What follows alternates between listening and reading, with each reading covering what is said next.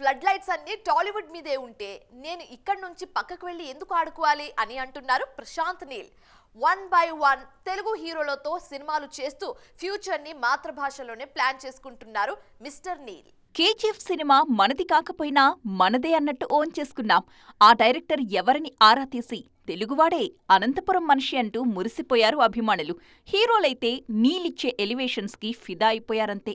ఆ విషయం సలార్తో మరోసారి ప్రూవ్ అయింది. అప్పటిదాకా కాస్త అటు ఇటుగా ఉన్న ప్రభాస్ కెరీర్ ని గాడిలో పెట్టిన సినిమా సలార్. ఈ సినిమాకి పాన్ ఇండియా రేంజ్ లో వసూళ్ల వర్షం కురిసింది. సలార్ సీక్వెల్ శౌర్యాంగ పర్వం కోసం కూడా జనాలు ఇంట్రెస్టింగ్ గా వెయిట్ చేస్తున్నారు. ఇప్పుడు తారక్ తో చేస్తున్న డ్రాగన్ మీద భారీ అంచనాలున్నాయి. ఒకదాన్ని మించేలా మరో సీక్వెన్స్ తెరకెక్కిస్తున్నారని, ఆ ప్లానింగ్, ఎలివేషన్స్, గ్రాండియర్ థియేటర్స్ లో ఫ్యాన్స్ కి పూనకాలు తెప్పిస్తాయని మాట్లాడుకుంటున్నారు సినీ జనాలు.